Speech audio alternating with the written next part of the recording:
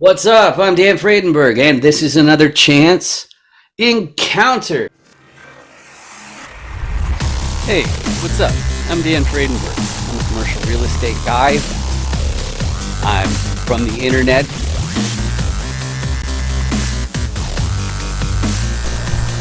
We're seeing more properties like this being built in front of a house that's going to be torn down soon. I understand that there are power lines that are getting kind of close. What's up again? This is Dan Fredenberg, and that there is a commercial real estate building.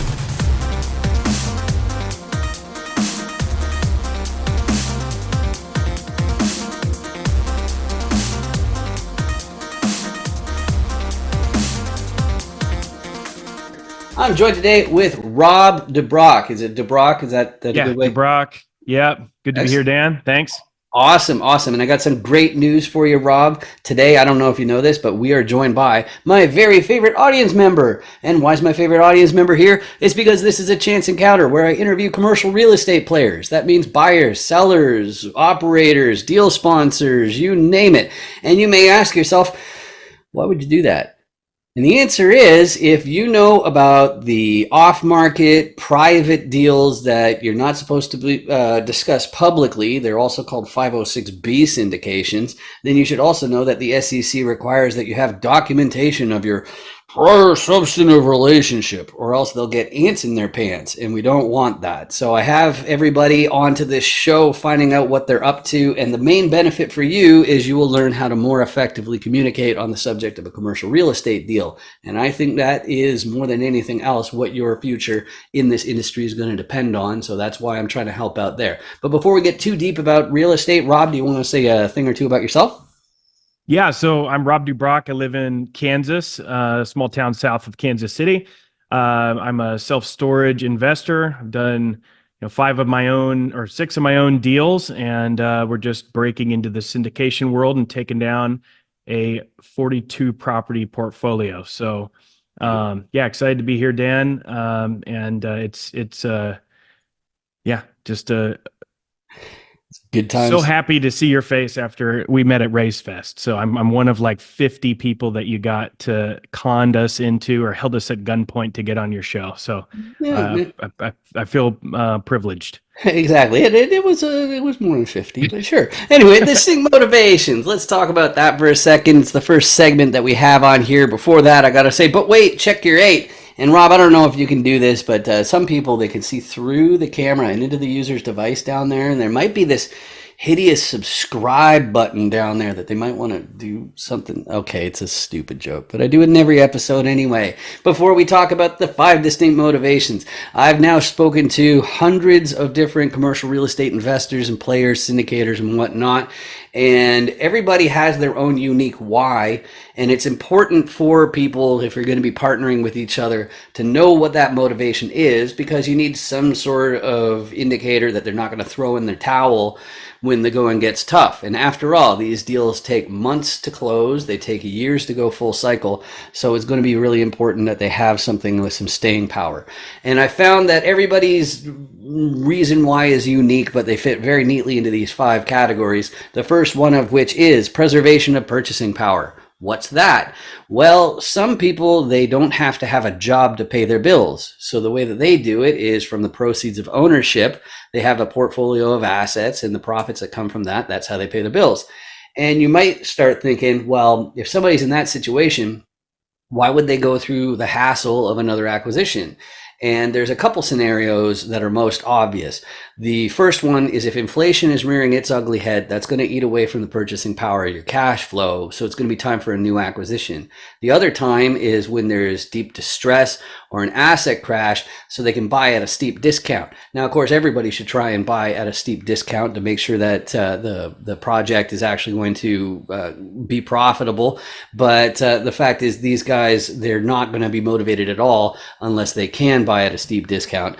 And full confession, I'm not to that point in my real estate career yet.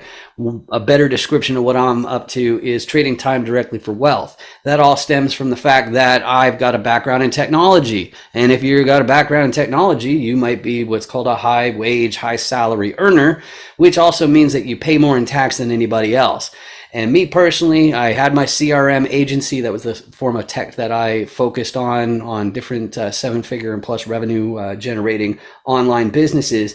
And I made this shift. I started running the web funnels and the CRMs, the mass emailing and whatnot for an Ohio-based firm back in 2014. Firm is what I meant to say, not form. But those guys were flipping 10 houses a month. They were in single family, and the boss was making way more money than I was. And it got me thinking, how do I pivot? And instead of focusing on increasing salary, which means increased tax bill, how can I get rewarded in the form of deployed capital, aka equity? So I'm getting these little slivers of equity in several different properties, and that is how I build for my retirement. So that's what I'm up to by doing these deals, but that's a little too subtle for some people, especially youngsters. Youngsters frequently want to hustle like crazy right now and then fast track their retirement, retire early. But there's more versions of this motivation than just retirement specifically. It might mean that they just want to own their schedule a little bit more, so working fewer months per year or fewer weeks per month or something like that. But it's still a scaling back is the ultimate motivation. And to be brutally honest, a lot of people who choose this motivation, they think that it's secretly the motivation that other people are hiding. But I assure you that it is not universal. Some people are fueled by ambition and they want to buy their entire hometown. They want that generational wealth. They want to make sure that their great grandchildren never have to hold a day job. And that is why they're going to hustle into their 90s, which is a huge asset for any GP team that this person's on. And of course, it really should be offsetting the fact that some people vilify that sort of motivation. But the fact is, you need people who are going to be there for the follow through. But the last group, the last motivation, they're going to be similarly motivated to hustle into their 90s, but not so much for their own generational wealth.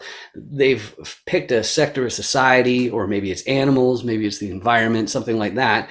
And they realize that there's a financial component to making a big impact. And that's why they're making their commercial real estate acquisitions. So, Rob, of these 5 different motivations, what combination of them would you say describes you best?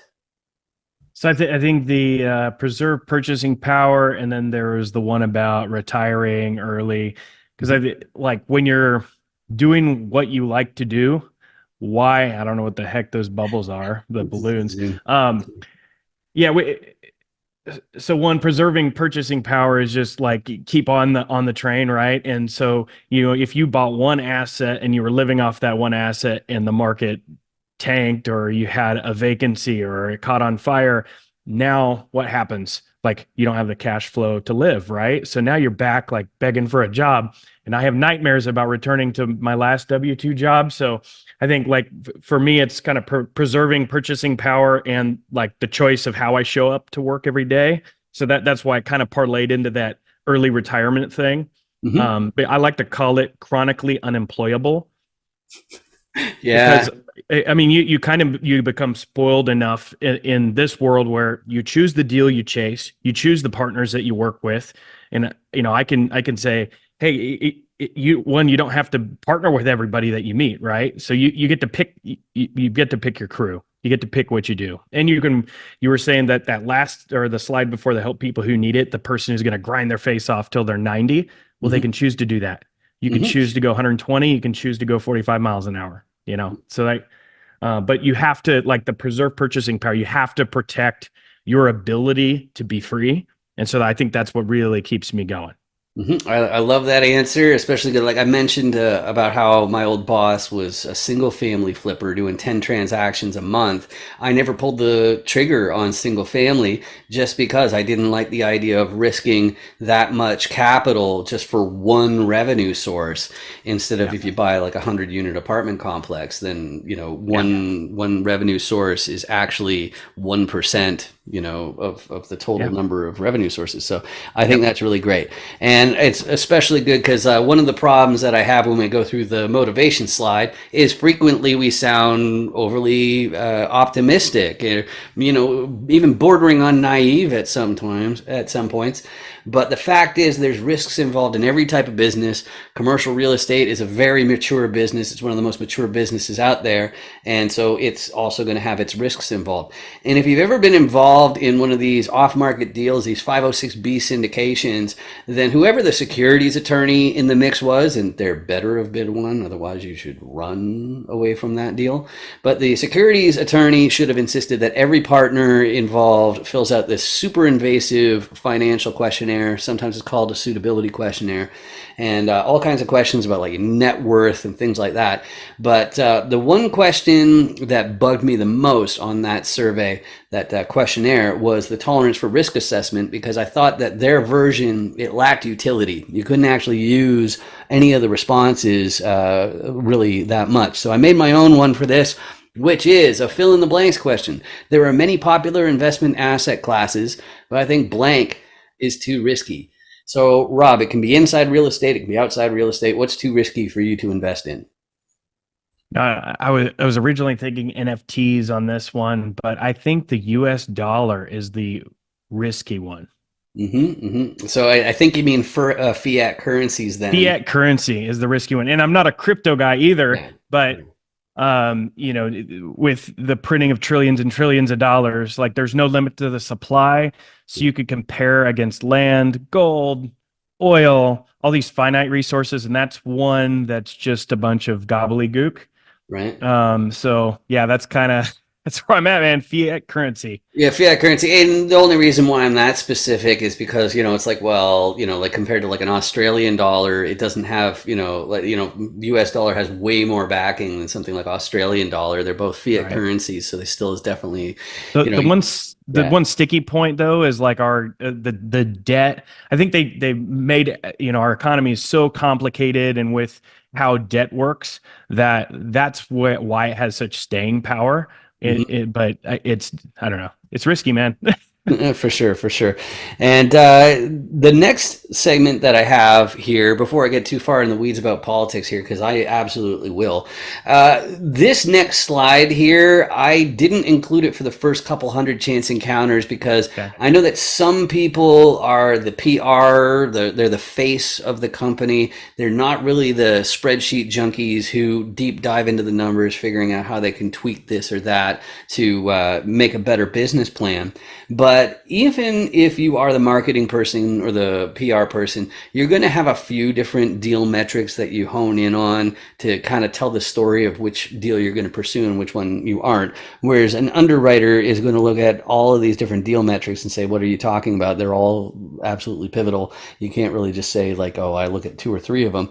But for anybody in the audience who is only listening and not watching, I'm going to read out the list here. There's 14 of them, and it's not an exhaustive list. There are other metrics that some people focus in on, but here are the ones that I've got on this slide. First one's cash on cash. Then there's IRR. Then there's cost per door. Then there's net operating income, which is NOI, the going in cap rate, which really they're talking about the difference between what you're buying it for versus the going rate where that property is located. Then there's the loan interest rate, which is especially important if you're going to be assuming a loan. Then there's the occupancy or vacancy rate, which are just inverse of each other. They're the same number, just inverse. Then there's average income where the property is located, the amortization period of the loan, especially if you're going to be assuming it. Then there's the difference between the market versus the in-place rents. Then there's the population growth, which will bake in some appreciation from demand right there. There's the sponsor record, which is how many deals have gone full cycle, how many deals are on the go right now. Then we have the waterfall split or exit strategy, which is about what happens to your money after your capital has been returned, or what happens to your investment, I should say, after your capital is returned.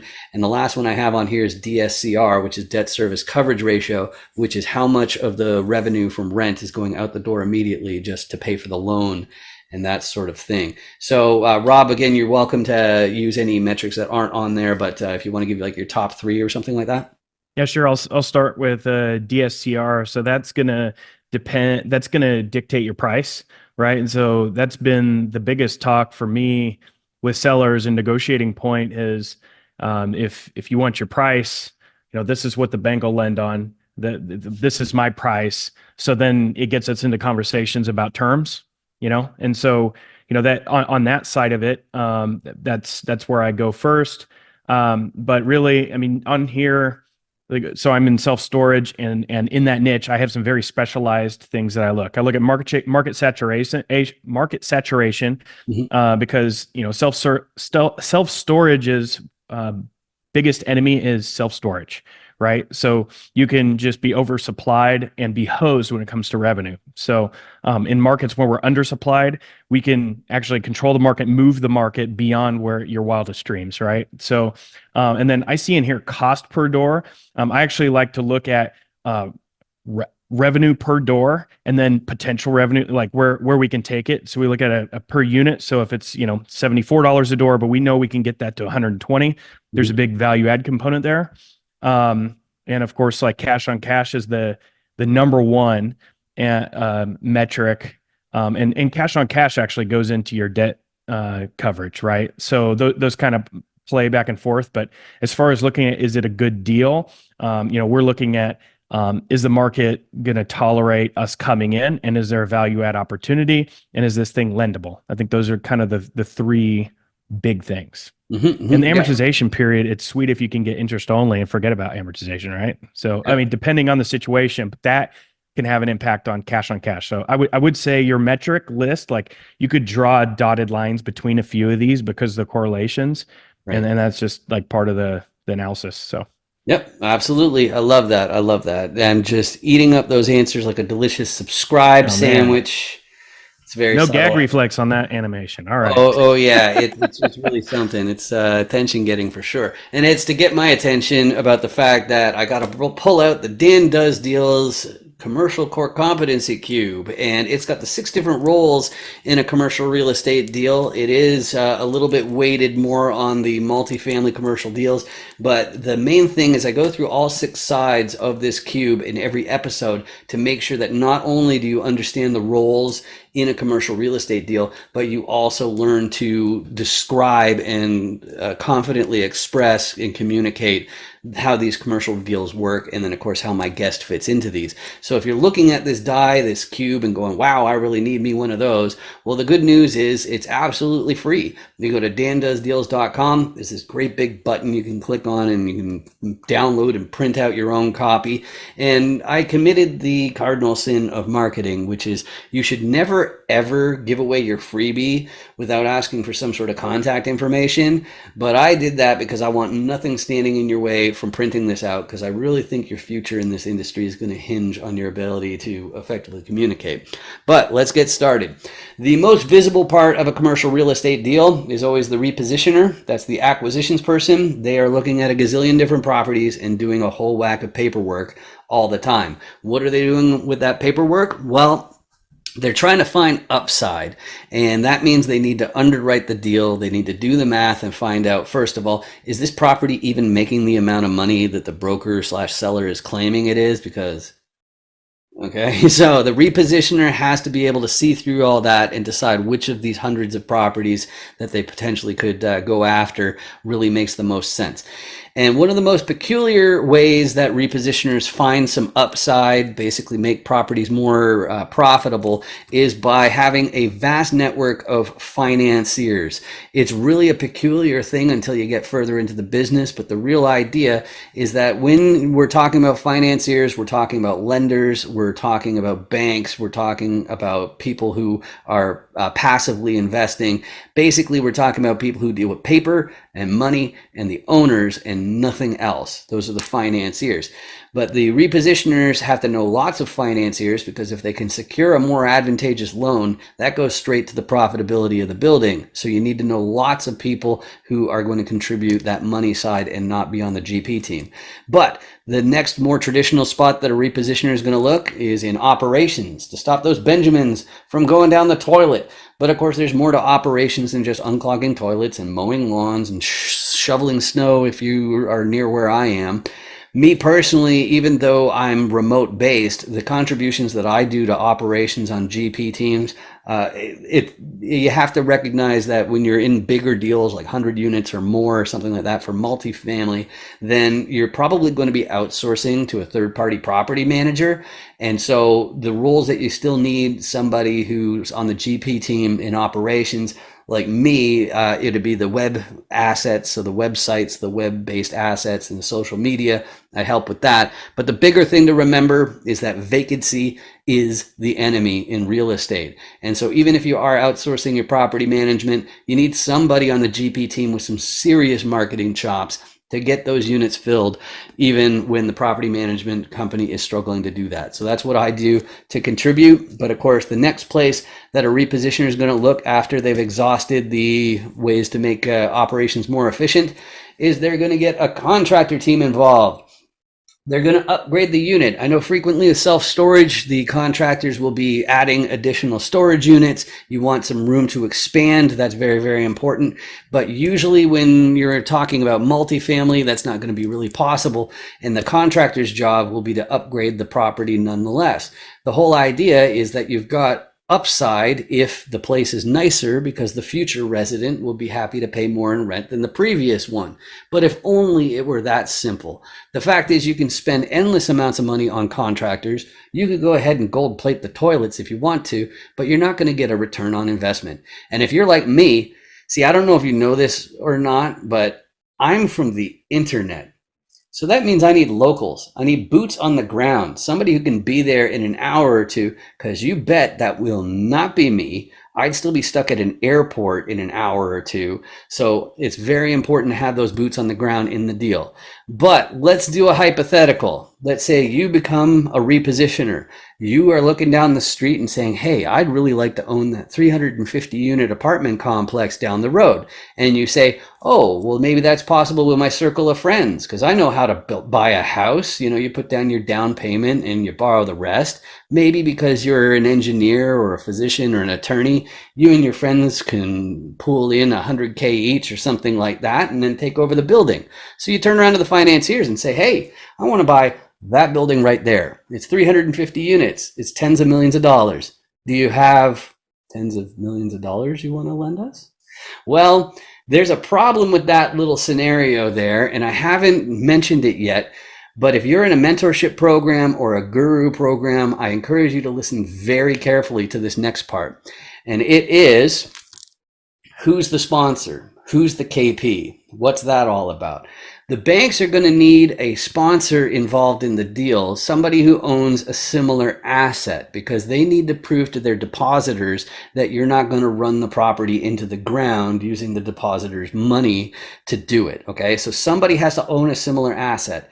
On top of that, they're going to require that you have a certain amount of liquidity among the GP team. And then the other thing about the GP team is you need enough collateral where it's basically a balance sheet of at least the amount of the loan. But if you've got all those pieces, you got yourself a commercial real estate deal. So Rob, as far as these 6 different roles, I understand that you're in multifamily and or not multifamily and self-storage. So that repositioner role is going to be more important, and the operations is going to be a little bit simpler. But in your next deals, where do you expect to fit in? Man, I've got a few different hats, right? Right. Repositioner, operations, and KP, right? So one thing though is as you get into bigger deals, you have to start pulling the hats off, right? So operations wise, that hat now, all the team members, are involved in operations, but as far as day to day, I've handed that one off. So I'd say repositioner and KP would I be the love two. that answer. I love that answer, especially because it goes right into the buy box, the next question. Now, when people in this industry are saying, hey, what you looking for? What's your buy box? We're really asking for 3 main things. First one's geography. Where is it? Which state, which county, possibly even which neighborhood. That's absolutely going to matter. Second one is size. And most of my guests on this show are in multifamily. So the way that I usually define size is by the number of apartment units. And the reason why it's important to know the size among investors is because the type of group that takes over 10 or 15 unit apartment complexes are going to be fundamentally different from the ones that are taking over 150, 350 units. So that size is going to matter. Now, there's other types of commercial real estate that go off of acreage or square footage. Self-storage generally still goes off of a unit count, even though it's storage units, and the numbers are a bit bigger than a typical apartment complex, but that size is going to matter for that same reason. But the third one is usually called class. I prefer the term desirability because I realize that class is two things, even though it's a singular noun. But anyway, the two parts are condition and area. And if you're talking about condition, that's how old is the property, how beat up is the property, and then as far as like luxuries and amenities, is it no frills or is it a really, really nice place? There's the condition. But when you're talking about the area, there are a few things that are involved in that. If it's some sort of residential, then the school districts are going to be important where that property is located. If it's self-storage, that's not as important. But of course, when you're talking commercial real estate, any type of real estate, the crime rate will absolutely matter. But the bigger one is the old trope that brokers use: location, location, location. What I think they really mean is traffic, traffic, traffic. If a gazillion people are passing by a property every single day, it's automatically going to be more desirable than another one. But both the area and the condition of the property are ranked the same way as in grade school, where you have A plus at the top, then A minus, then B plus, and so on. So Rob, as far as you and your organization goes, what's easier to say yes to in a self-storage property or whatever else you're able to go into? So I am 100% Midwest focused, and it's not down to a specific, county, city, or state. Mm-hmm. I, currently have Kansas, Missouri. I had one in Ohio. I'm pursuing some in Kentucky and Illinois. So, Midwest would be the answer.